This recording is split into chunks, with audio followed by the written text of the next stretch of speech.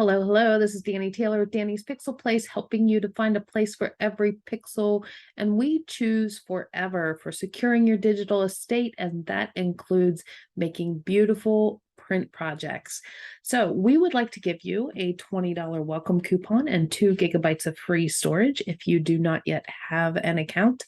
If you do have an account, you can still get $20 free by referring a friend. So if you don't know how to do that, make sure you reach out to me at Dani's Pixel Place at gmail.com to find out how to do it, because it's real simple, and 20 bucks is 20 bucks. It'll make you some nice cards or another holiday present or something for yourself. So let's take a look at how to get that free account. You can go to danispixelplace.com and you can click on this create free account bar at the top of the homepage and create your free account. Forever will send you an email on my behalf, and when you confirm that, you'll get a $20 coupon that's good for 60 days. So perfect timing to get some free holiday cards or another gift. But today we're going to talk about your address book, creating and using the address book in your Forever account, whether you are creating in our online platform or you are creating in our software called Artisan 6. We are going to focus on the online platform today. Artisan 6 takes a different kind of explanation for some things. So we're just going to focus on the online platform called Create and Print. If you already have an account, you can come to danispixelplace.com and click log into account, and that will take you over to your Forever storage and online project creation account. So let's slide this website out of the way, and we're going to go take a look at my Forever account. And the first thing that we want to do is see where the address book is located. In the top right corner of your account, there is a silhouette of a human mannequin-ish looking dude. And if you hover over that, this menu pops down. You go to My Account. And then over here on the left, it says Address Book. So very simple.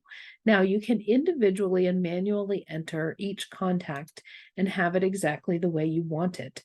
If you put something in this household name bar, that is going to take the place of anything that you put under contact name. So for example, if someone wanted to send me a card, my name is Dani Taylor. However, I am actually Mrs. Evans. My full name is Danette Lee Taylor Evans. So if you were to send a card to our family instead of just to me, then you would fill in this line with the Taylor Evans family. Feel free to send us a card. So when this label prints, it is going to use this as the first line of the address. This will not appear on the envelope. And then you need our address if you're going to send us a card. So I will put that in there for you. And this is what your address label is going to look like. It will choose this or this. If this is empty, it's going to use the contact name. If this is filled, it's going to skip the contact name and make this the first line of the address on the envelopes that we print for you. And then, of course, the address goes over here. Anything that is in these spaces cannot be taken off of an individual label once you generate the print envelope system. So don't put extra things in here, no notes or anything like that. And you don't need the country unless you're mailing outside of the United States. So I have some friends in Australia and Ireland and other places, so I may have some where I put the country, but I don't need to put it. It's not going to hurt anything if I do, but I don't need to put it there for the addresses that are in the United States. So this goes in here, and then you can see this is how it will sort. It will sort when I have more than one name in here. It will sort by last name of the contact person, but the label looks like this. So this is great if you know, if you want to put the whole family name in there or a business name or something like that, but you want to be able to find the person by the title. So let's go over to this import the CSV. The other option for adding names to your address book is to import them from a CSV file. And a CSV file is just a special formatted file made particularly for importing files into systems such as ours. And it is comma delimited. It is using commas in there, and that's important. I'll explain why in a minute. But a CSV file is like an Excel spreadsheet, but it's saved as a special type of file specifically to facilitate this type of import. So let's click on that and see what we get.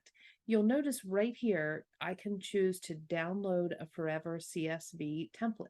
That means they have already made this super simple spreadsheet for me to import my information on. And this is what it looks like, very simple. And one thing about CSV files is that they don't save a lot of extra formatting. So if you try to highlight things or you add a second page to the book, the CSV file only takes the most basic data from the form. So don't bother putting a bunch of fancy stuff in here. And now this is where you start putting in things like I just showed you on the other screen where I was importing an individual address. You can also copy and paste from another file that you may have created.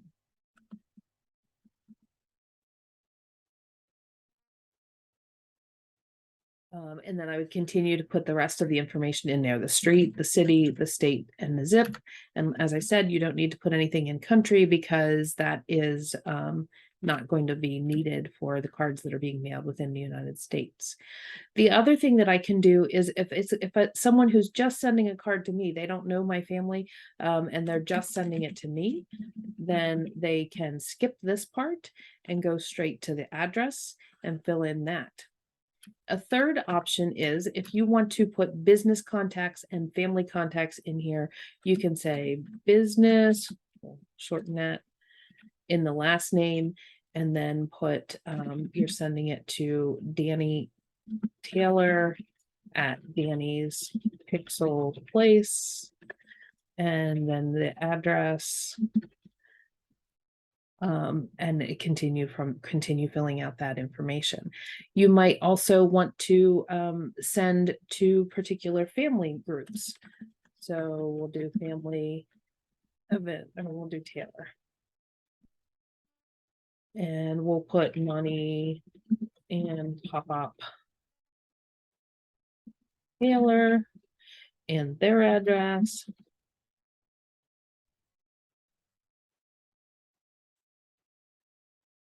And finish out the rest of the address there.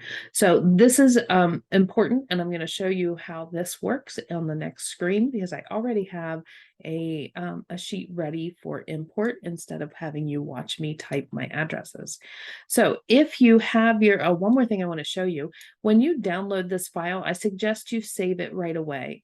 If you look at your little folder, your file explorer, you'll notice that in documents, the Forever Address Book template is downloaded here in downloads. So in your, I'm sorry, I said the word documents. In downloads, the Forever Address Book template is there.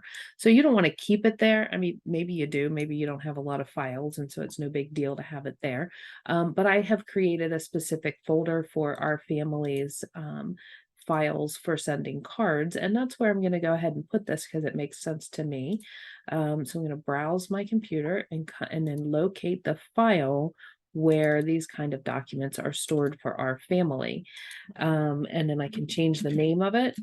This is 2022. And it's for my Forever account, and I'm going to go ahead and put the date in there because that makes sense to me, to help me to organize it so that if I make a new one later, I know which one I want to use. So I'll save that. So now that file is saved as a CSV file in the correct location so that I can find it. So we're going to move that out of the way because, as I said, I have one prepared for us to use today. And this is what it looks like, but it's not supposed to be up there yet. So let's go back over here. We're going to talk about how to import that now. So from the import screen, remember to get the template, you can download here, and you can download that as many times as you want. You can do it every day, every month, every year, as often as you need to. You can download that template. I think I've downloaded it about 8 times today.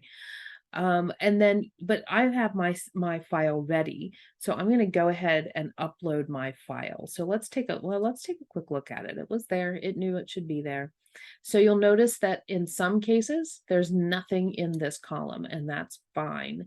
That means that when it makes that card, it's going to use the first name plus the last name as the first line on the address on your envelope. Where I do have this, Carrie and David call themselves in their little guy, We Three Becks. So that's what I'm going to put for my first line, We Three Becks, and then their address. And you can see I made up some fictitious funny addresses there for us. So We Three Becks is going to show as line 1 on that envelope's address, recipient address. So we'll go ahead and close this. And then now I'm going to actually upload it. So again, let's go through this one more time. To get to your address book, oops, I always click on that. I don't need to click on it. You just hover on the little silhouette up here, come down to My Account, click on that, click on Address Book. And now you have the opportunity to search them if you already have a bunch, to add them individually if you want to manually enter a few, to edit the entry if their address has changed or name is changed, or we're going to import the CSV file. So let's click import. We're going to upload the CSV file, and you can see that it took me directly to the location, but this is where it is. So you have to know where your file is saved. Mine's on my E drive, and it is in my holiday folder, and I want the one that says demo. And look how fast 7 entries were immediately imported. So look, this looks a little funny. This has Family Evans on 2 different lines, and that's not the way I had it entered. And I want to explain that to you in very simple terms. I had a comma in here. I had Family, comma, Evans in there. And the reason that that didn't work is because CSV uses commas to separate fields. So when it sees a comma in there, it thinks it's supposed to create a new field. So if you look at this cell right here where it says Family, comma, Evans, it thought that comma meant it should push everything to the next field. So do not put commas in your entries. If there are things that you need to if there are things that you need to put commas in, do that afterwards. You can go in and add commas where you need to if you really feel the need, but don't put punctuation within the lines of a CSV field. Okay, so this needs to be edited. So I'm going to come into this field and I want to change this to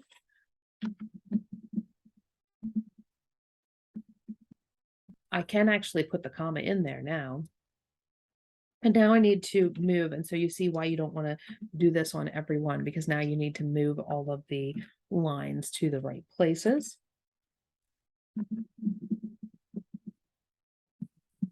Kitty cat in the way. She's been a problem today. And that's all corrected now, so I can save that.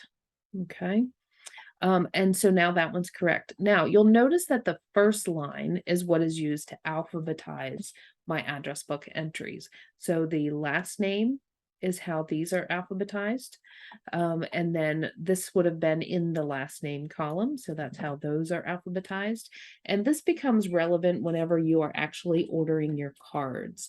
So our addresses are all in there. We can search them now. We can add more individually, or we can import another batch. It will not eliminate duplicates or upload current entries. You need to either, so if the bakers move someplace else, I either need to come in here and edit this, or I need to delete it before re-importing. So let's go over to look at our create and print cards. And we have lots of really cool designs here. That green one's pretty. I love this blue one. I did this in an earlier demo. You can do New Year's cards, Christmas cards, holiday cards in general. There are Hanukkah specific cards. There are some for the new year if you don't want to try to do them before the holidays hit. There's new home. There's Thanksgiving if you want to do fall cards instead. So let's pick something simple just to demonstrate what we have here. We'll go with this joy card up here. And you'll see this one only, that's not a great one to pick because it doesn't have as many options. Let's find a different one. How about, go with this one. And another one that only goes one direction. I'm just striking gold here, aren't I? Let's see if this one does. Yes. Okay. So this one offers you the option of both types of orientation, horizontal and vertical, up and down or side to side. Think about the horizon in the sky if you get confused about what's horizontal. So I can choose colors. Here we go. So there's the beige or tan taupe color, there's the burgundy and the sage green. So I can choose which color I want. I can also choose to have rounded corners, and you'll see that is an upgrade, but we discount our upgrades the same as the cards. And I can upgrade to a heavier weight card. And I think I'm going to go with the green. I like that sage green. I'm definitely going with the rounded corners. I'm a big fan of rounded corners. And when we start designing this, you'll see that there are lots of options for how you can design the back of your card. So read a little bit more about the details of the cards. And if you are local to Carlisle and would like to stop by and see samples, I do have samples of the different types of cardstock. So I'm choosing the 120-pound signature premium, and I'm going to go with the sage green. You'll notice here in this drop down, we sell our cards in packs of 10. And when you hit 50, you get a 5% discount. When you hit 100 of the same card, you get a 10% discount. And the discount increases from there until all the way up to 600 cards. So you can keep racking up your discount. So, and that price is showing all of the upgrades with it too. And this is the total. You know exactly what each card is costing you. And $1.50 is certainly a whole lot cheaper than purchasing them at Hallmark or one of those other places. All right, so let's get this card started. It's creating my project. It's showing you what I chose for the color and everything. And this is from the Evans family. I love Play Flare display. I use it on my website. It's not the best for websites. This has them spaced out though. Should I keep it like that? I think I will. Oh, now it takes too much space. So we'll just do that. We'll take the spaces out.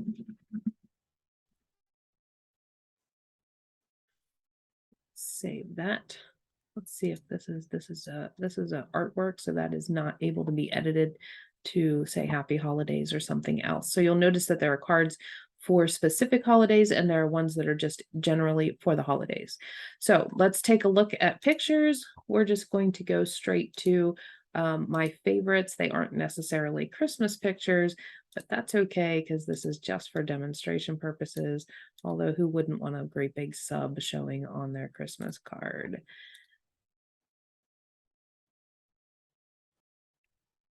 This one looks like it needs to be zoomed in a little bit. There we go. Come down here. Need to oh, there's the whole family. That's a good one. That's not going to work there though. But let's see if it works over here. Let's move it to here. And it works beautifully there. Great. We need one more. Throw that one in there. That was a recreation of one they did when they were little. All right, so that's all set. Now let's take a look at the back. So for the back, I can have a matching or a contrasting coordinating solid color with no text or pictures. I can do 1, 3, or 9 pictures and varying degrees of text. So let's go with the single, and we're going to add a picture in there. And I'm going to change my message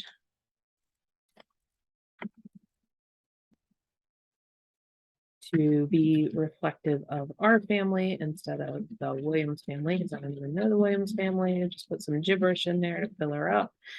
And I'm going to change this to Evans and save that. And you'll notice there are several fonts that I can choose from on here.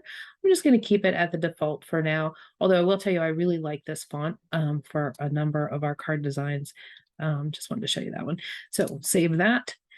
And the card's not done though. I can add something really awesome to the card. If I don't add a QR code, there's not going to be anything showing here in the corner. but I want to add a QR code. So I can choose a single file. So if I have a file of us wishing everybody happy holidays, or a video of our family, or something like that, or an audio, I can put that in there. And when someone receives the card and they scan that, they're going to see what I put that hooked to that code. I can also select an entire album. And I really like this feature because by doing that, I can put an album in there that I specifically use to add pictures throughout the year. And when I click on this, I can enlarge it if I have enough space to enlarge it.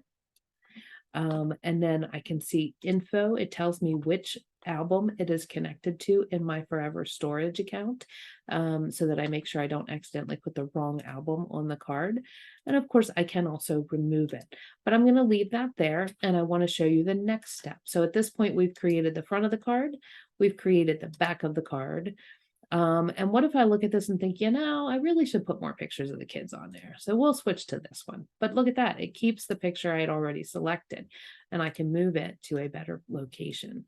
And then now I can add another fun family photo. Look, that's my mom, my dad. That's my brother. I'm not even there yet. We'll throw this one in of Chip and Heather because that's super cute. And now I need to redo my text because there's too much text. So let's reduce that. That fits. Save the changes. And everything else that I had on there stays. So it lets you know when you have too much text. It's not going to let you print it with your text cut off. I know that's been a problem for some of my clients with other lesser entities who don't take your Christmas cards, holiday cards as seriously as we do. So that's how you do it. So that card is done, but we still need to do those envelopes, and this is the time to do it. So at this point, I either skip the envelopes altogether, and I'm just going to get blank envelopes, or I go into the envelope field and I decide if I want to have the return address only, the recipient address only, or both. Okay, so I want both. So let's start with editing my return address, and I can do the Evans family. Oops.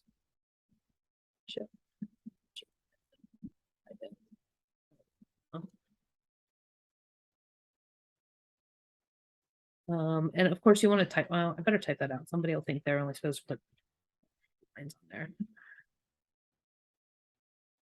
I have a cat laying on my hand, in case you're wondering. It does make it a challenge.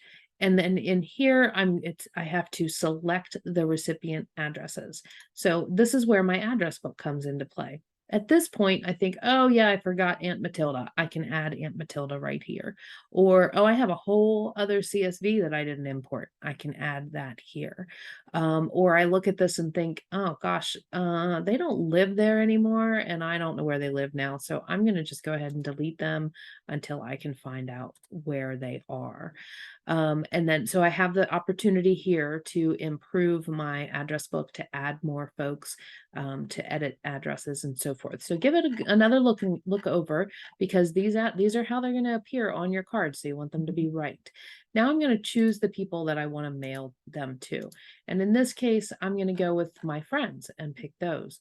Or maybe I want to just send to my clients. Those are all going to be grouped together, or the Evans family will all be grouped together. And you'll notice I have to select and unselect them individually. And that's something that hopefully we'll have some other options as we move forward and hear from our clients regarding what is going to work best for them.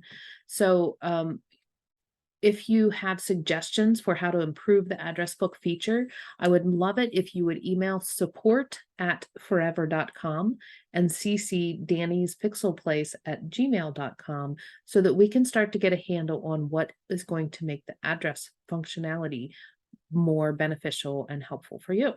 Okay, so the other thing you're going to notice is that I imported 7 addresses. I've selected all 7 addresses. I chose a quantity of 50 cards. That means the other 43 cards are going to have only the return address on. and I am paying for those cards to have that return address on. And I'm okay with that. I like the idea of it being a pre-printed card instead of me stamping it or putting a label on it. So I'm okay with that. But if you want to add more addresses now in order to fill out, have more completed envelopes arrive to you, you can still do that in this field. All right, so we're going to say save. So at this point, I know that I have 7 addresses or 7 addressed envelopes, and the other 43 envelopes are just going to have my return address on them. And I can also choose between these 2 fonts. I like this one. And now I want to review my order. So at this point, I give my card one last look. Look at the front. It looks like everybody's in the field view, and it's all, it's fairly equally distributed among the 3 kids.